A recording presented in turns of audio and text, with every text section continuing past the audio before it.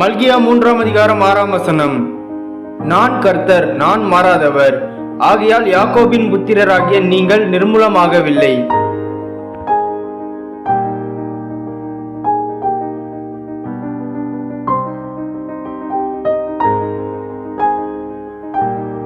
Malachi chapter 3 verse 6.